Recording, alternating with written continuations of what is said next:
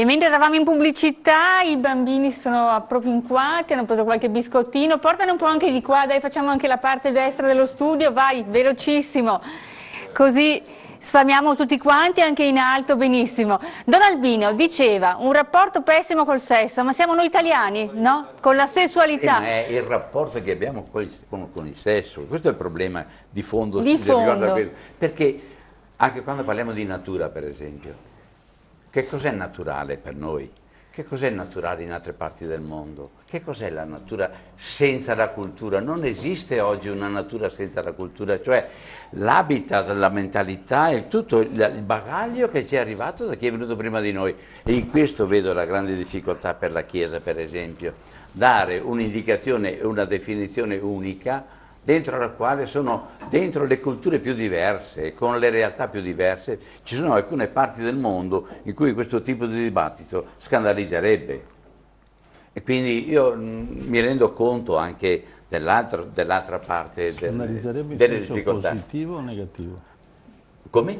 In senso positivo o negativo? Lo vedo in senso problematico. In senso problematico, sì.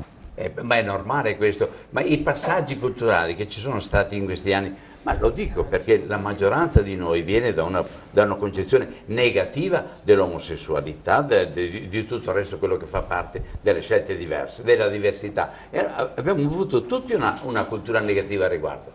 E il cammino che abbiamo fatto, e che viene, per questo prima parlavo dei giovani, che parlano in termini molto diversi da quello che parlo io, che sono arrivato adesso da altri settori, per cui io credo che prima di dare giudizi e prima di dire fermi quei principi, io non riesco a capire la sua posizione di salvare la famiglia tradizionale, ma chi l'attacca?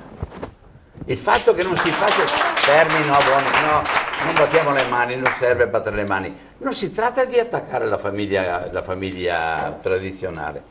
Si tratta di incentivarla e di aiutarla, sono d'accordo, ma il fatto che in Italia non si facciano figli quando non si è mai riconosciuta l'omosessualità, come mai non si fanno figli in Italia pur non avendo riconosciuto l'omosessualità? Vuoi vedere che adesso riconoscendola faranno più figli? Cioè, voglio dire, siamo attenti a quello che Professor facciamo. Ma Non esiste una famiglia tradizionale, esiste una famiglia con tutte le sue diversità. Allora, i tre fratelli fanno famiglia. I bambini di una famiglia con due muoiono i genitori fanno famiglia. Una comunità religiosa, il problema della famiglia è la comunità dove si vuole bene, tant'è vero che le chiamiamo famiglie religiose. E sono omosessuali perché le suore sono come suore e i frati sono come frati. Lei intanto, mi scusi, va contro tutta la dottrina cattolica, contro Papa Francesco, contro tutto quello che contro tutta la dottrina, contro i santi, contro qualsiasi cosa. Luca Di Tolve, prego. Contro qualsiasi cosa che non solo la dottrina, i santi, San Paolo, la religione nostra, la nostra cultura, la nostra antropologia. Luca, non credo che fosse questo l'intenzione. Io non ho fatto 600 km per venire qua, vedendo benissimo che c'è il rappresentante della trasmissione, la presentatrice. Si capisce benissimo perché gli italiani non sono cretini, che questa trasmissione è orientata. Come è stato veicolato il mio messaggio su Repubblica, sono qua per dirlo, perché io sono stato accusato, capito, da tutto il mondo di una trombata mediatica, come alcuni insegnanti in questo paese. Qui. Io vorrei parlare di questo, perché qua si racconta della favoletta di tante famiglie omosessuali che stanno bene, si racconta dei ragazzi che si vogliono bene, di amore, di questo. Io l'ho vissuto sulla mia pelle perché sono stato il primo Mr. Gay. La fermo Luca Di Tolve, la fermo un attimo. Per tantissimi anni. Sì, un attimo, gentilmente. Ci sono i giornali che ne parlano, ci sono le fotografie che ne parlano. Voi potete dire quello che volete, c'è anche le fotografie che ne parlano. Chiedete al presidente Amato, che era il mio presidente. Luca Di Tolve, allora innanzitutto questa trasmissione non è faziosa, non pende da nessuna parte, guardate quanti siete, la pensate in maniera completamente diversa uno dall'altro, siamo qua per fare un confronto, il confronto c'è, anzi se vogliamo si è un po' incrinato quando ha parlato lei, ma no, perché io non ho per esempio proiettato delle cose che mi avete che ho dato. Lei giustamente vuole parlare di un episodio. Per parlare, la signora continua a essere attaccata, si vede chiaramente che è un programma comunque che va in una certa direzione, Luca Di prendendo anche un Tolve, prete che comunque, voglio dire, Lasciamo- non considera Come la vede, cena, non sta considera parlando. Papa Francesco, un Scusate. servizio montato con il Papa che si ferma solo a un discorso di dire che le persone non devono essere comunque giudicate, che le persone... Luca Di cioè, Tolve, posso la fermo? dobbiamo lei è un parlare fiume del in piena. gender. Che cos'è il Lei- gender? Cosa sono queste favole che raccontate nelle scuole? Questo noi vogliamo sapere. Raccontate chi? Cosa sono questi insegnanti che vengono arrestati negli altri paesi?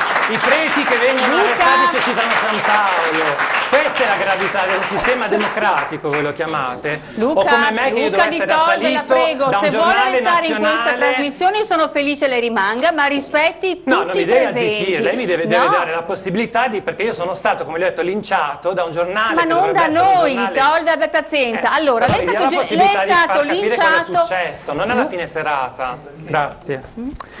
Allora, io direi che Prego. il giudizio lo daranno gli spettatori alla fine della trasmissione.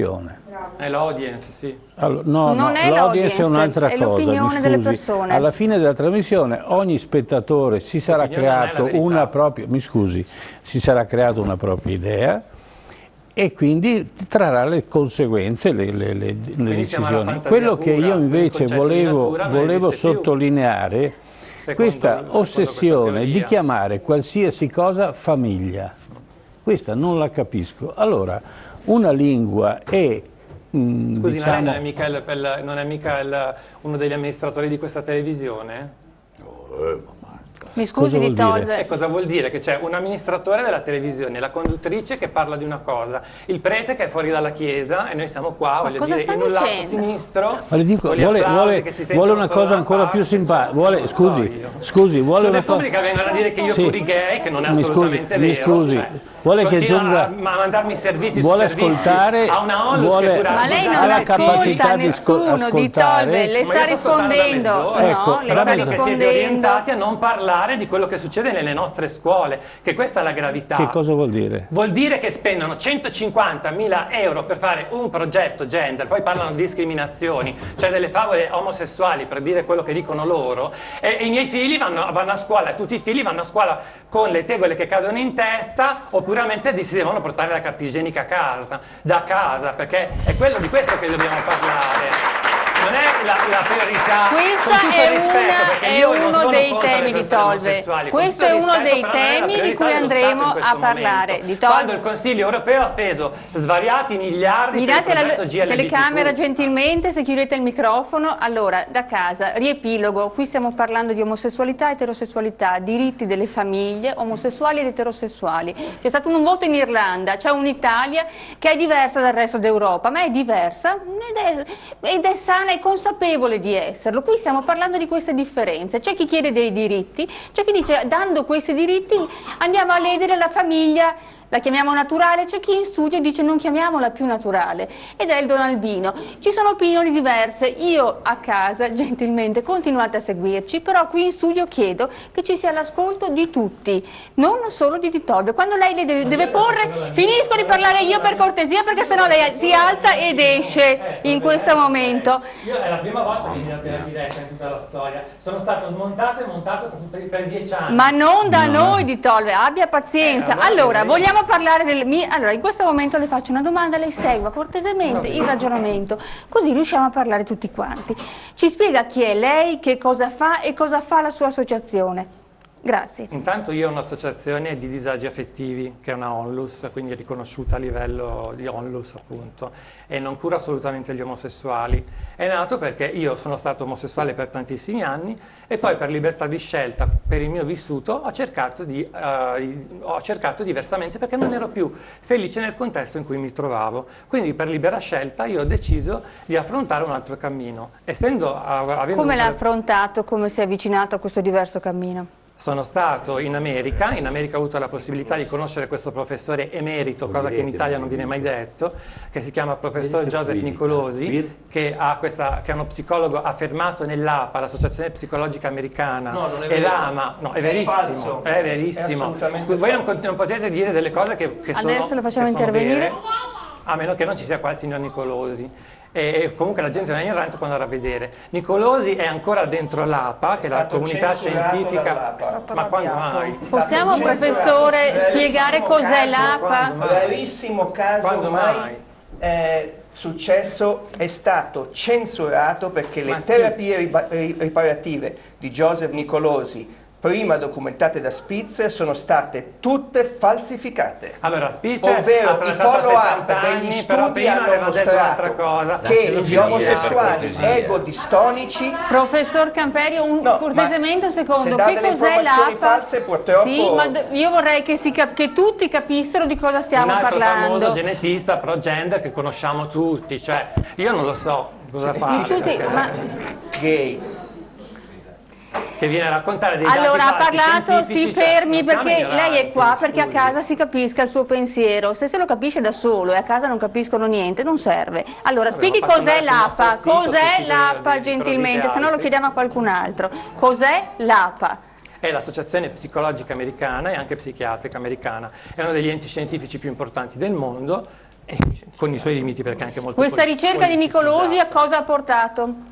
Ha portato questa ricerca di 35 anni, quindi non è, niente, e non è ancora stato arrestato in America, quindi fa il suo lavoro all'interno dell'APA, e fa questa, lui la chiama teoria riparativa perché non è, vuol dire che ripara gli omosessuali come viene detto, ma è una branca della psicologia, cioè vuol dire che si tende a riparare il trauma o il disagio con, per esempio con altri vuoti. Le faccio una domanda esistono. perché io non capisco, il trauma, il disagio è l'omosessualità? Ci possono essere delle omosessualità, questo lo riconosce anche l'Organizzazione Mondiale della Sanità, che possono essere non in sintonia con il proprio essere, proprio per parlare per la gente comune a casa. Cioè io non mi sono più sentito in sintonia col mondo gay, il mondo omosessuale. E quindi a mia volta l'Organizzazione Mondiale della Sanità dà questa possibilità di cercare altrove altro tipo di terapie. Nicolosi è uno dei più famosi. Dimostrazione? Però in Olanda ce ne sono altri. Io quindi sono tornato Benissimo, lei ha eterosessuale. seguito le indicazioni di questo professore e cosa è successo? Sono tornato eterosessuale. E da qui l'associazione? Ho avuto una figlia, una bellissima figlia, e quindi sono qua a dire che non è una cosa fissa l'omosessualità, non è un qualcosa che è genetico, qualcosa che, voglio dire, ha a che fare con, come dicono i padri della psicologia, Freud, Jung e Adler, che sono stati ovviamente i primi, che ha dei fattori che comunque corrispondono a quello che si cresce, ai fattori di crescita, che è il primo nucleo della società in cui viviamo, e quindi la cultura, e quindi se noi andiamo a indottrinare la gente probabilmente non avremo più famiglie sane, famiglie come gli naturali. Professor Camperio Ciani, ci parla della sua ricerca? Abbiamo capito che lei la pensa in maniera diversa rispetto a Luca Di Tolve. No, non la penso in maniera diversa, soltanto che siccome faccio lo scienziato da 30 anni, quando sento uno che fa un'affermazione esattamente l'opposto di quella che è vera, mi altero. Ad ogni modo... In che senso? Ce lo spiega? No, che Nicolosi è il NART, che è il National Research of Homosexuality. Sì, è la protezione che sta attorno a Nicolosi, è stato completamente condannato dall'APA e da tutte le altre, anche dall'American Advancement of Science Association è stata condannata, cioè diffondere informazioni che l'omosessualità è riparabile è un'informazione fuorviante. È assolutamente vero che ci sono omosessuali che si chiamano egodistonici, cioè coloro che non si trovano a loro agio nei confronti del proprio stato, del proprio orientamento, che cercano una terapia. Questo è assolutamente comprensibile e infatti l'omosessualità egodistonica è ancora rappresentata nel DSM-5, che lo vede come un disturbo mentale.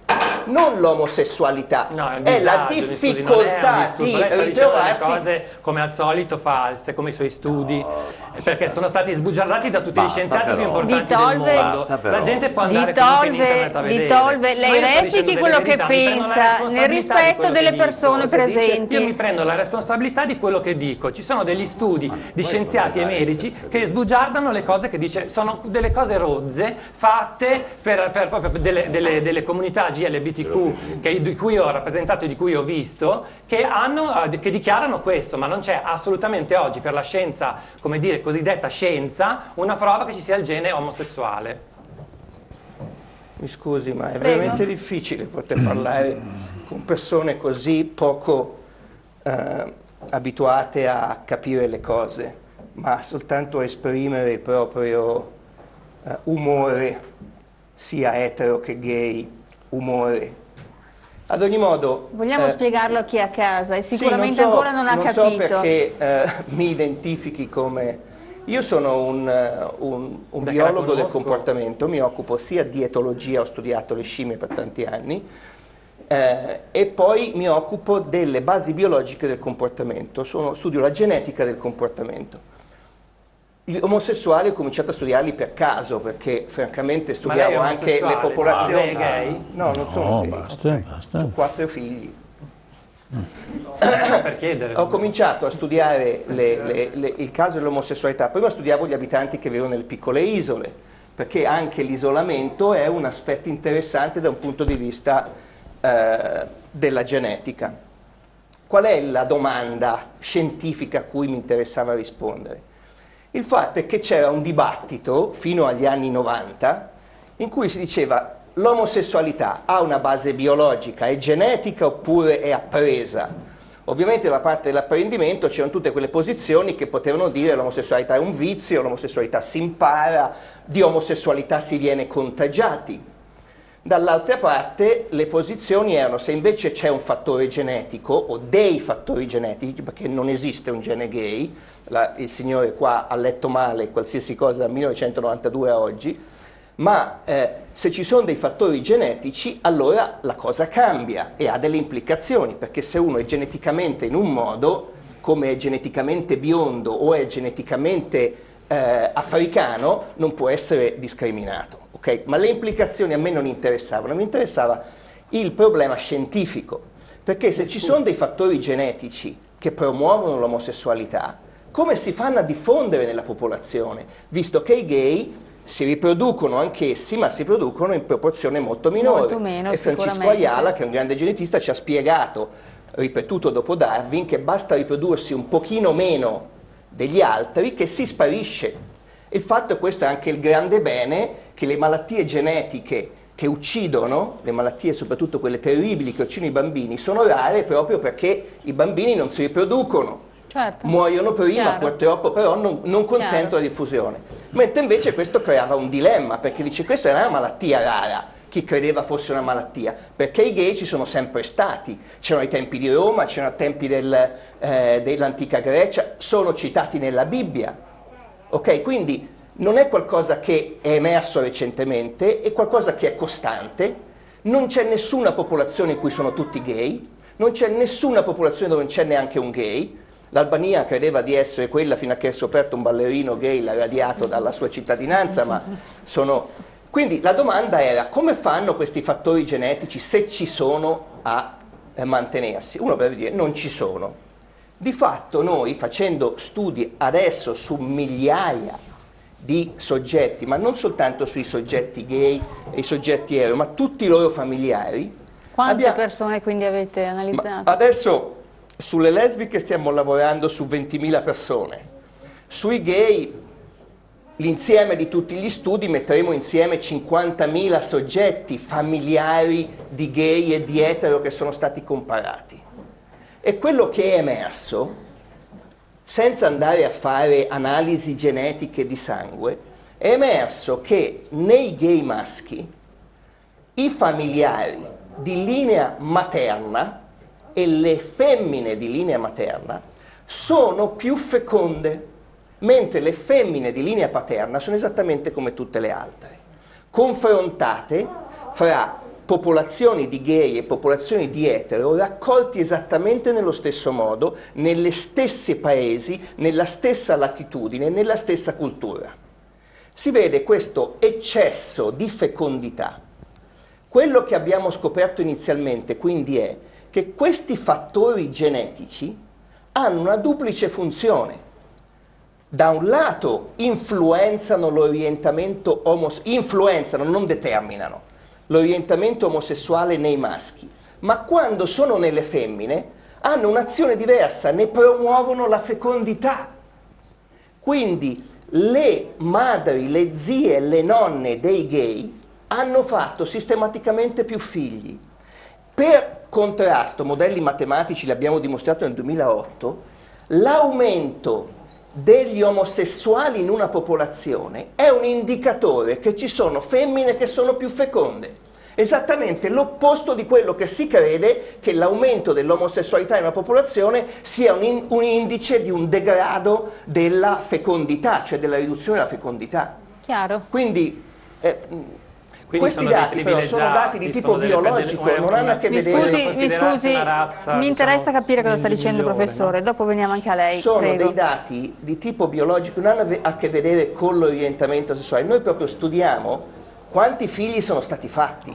Quindi non ha a che vedere... Quindi abbiamo scoperto questi fattori genetici, poi ne abbiamo fatto i modelli, sono fattori genetici che si chiamano sessualmente antagonistici perché in un sesso determinano un aumento di fecondità, nell'altro sesso riducono la fecondità. Cioè avvantaggiano un sesso svantaggiando l'altro. Noi siamo stati i primi che l'hanno dimostrato nell'uomo, questi geni già si conoscevano, geni simili nelle zanzare, nei cervi, ma l'abbiamo trovate nell'uomo con questo caso. Chiaro. E nel caso delle lesbiche, perché lei mi ha parlato dell'omosessualità maschile? Allora, il modello che io vi parlavo di linea femminile e materna è che abbiamo identificato che questi fattori, uno è nel cromosoma X, che viene ereditato nei gay dalla linea materna, un altro è negli autosomi. Abbiamo fatto un bel modello per dimostrarlo e, guarda caso, l'anno scorso alla presentazione all'American Advancement of Science Association è stato presentato da Alan Sanders finalmente uno studio biologico che noi non abbiamo mai potuto fare perché è costato milioni di dollari, in cui hanno preso campioni di sangue di fratelli, uno dei due gay o tutte e due gay, e hanno fatto un'analisi per vedere dove potevano essere questi geni. Guarda caso ne hanno trovato uno sul cromosoma X e uno sul cromosoma 8, esattamente come avevamo previsto noi. Quindi questo vuol dire che questi studi non solo hanno dei riscontri da un punto di vista della fecondità, da un punto di vista di capire che effettivamente una grande parte dell'omosessualità è di nascita, ha una componente genetica, ma anche è stato finalmente riscontrato, perché dal 2008 a oggi ci hanno sempre detto i critici, sì, belli modelli, bella l'analisi dei pedigree, bella la differenza di fecondità, ma sti geni dove sono? Io ho sempre risposto, a me non interessa dove sono i geni, perché francamente non ho nessuna velleità né riparativa né curiosità, penso che sia molto più importante scoprire dove sono i geni della sindrome di Hunter che uccide i bambini, piuttosto che sapere dove sono i geni dei gay, come cercare di scoprire dove sono i geni dei capelli biondi, boh, che mi importa. Mi interessa sapere dove sono geni ben più importanti. Però di fatto, siccome qualcuno si è impuntato e l'ha voluto dimostrare, abbiamo avuto anche questo riscontro. Essendo nella X, siccome le femmine ricevono i fattori X sia dalla madre che dal padre, stiamo adesso, lo dico con cautela, ma abbiamo già analizzato 20.000 casi, visto che questo aumento di fecondità è presente anche nelle lesbiche, nelle famiglie delle lesbiche, e abbiamo calcolato che, stimando che le lesbiche fanno 1/5 dei figli attualmente, 1/5, poi sul discorso delle lesbiche possiamo parlare anche perché sono difficilissime da studiare, non c'è nessuna evidenza nella storia, tutti parlano di gay dalla prima della Bibbia a oggi, le lesbiche non sono mai state considerate nessuno. La grande lesbica Saffo, l'abbiamo detto noi che era lesbica leggendo i suoi sonetti, ma Platone la considera una grande poetessa, la sessualità femminile non è mai interessata a nessuno, la storia è completamente cancellata, anche le Amazzoni sono di dubbia comprensione. Ad ogni modo, nonostante tutte queste incertezze, abbiamo visto che anche nel comportamento omosessuale femminile c'è un aumento di fecondità da tutte e due le parti del pedigree, in questo caso, che, guarda caso, compensa esattamente la mancata numerosità riproduttiva delle lesbiche. Quindi praticamente queste famiglie, sia nei gay che nelle lesbiche, la presenza dei gay non è che riduce il successo riproduttivo della famiglia, ma rimane perfettamente bilanciato. È questo che consente che sempre in bassa frequenza sono costanti nella popolazione. fra il 2, il 3, il 4% a seconda delle culture. Non diventano mai il 100, ma non spariscono mai, perché sono perfettamente bilanciate. Questa ricerca da chi è riconosciuta? L'Università di Padova in questo caso? Voglio dire, Quali sono i laboratori coinvolti? basta battere homosexuality su Google, oggi chiunque può vedere e capire se effettivamente queste cose sono considerate. Noi siamo il laboratorio oggi di punta di questo tipo di ricerche. Certo, siamo da un punto di vista teorico e di pedigree, il gruppo di Sanders, il gruppo di Bailey, il gruppo di Blanchard, tutte persone che conosco perfettamente, ci vediamo ai convegni, hanno altri approcci, ma convergono tutti verso questa posizione. Cioè non c'è più nessuno scienziato che dice che l'omosessualità non abbia una componente genetica. Gli studi sui gemelli di Bailey, Certo. gli studi sui pedigree, tutta una serie di dati, quindi su quello mi sembra proprio... Conclamato. Andiamo in pubblicità, 2 minuti, ci concediamo 2 minuti di pausa, torniamo da Reporter Sera.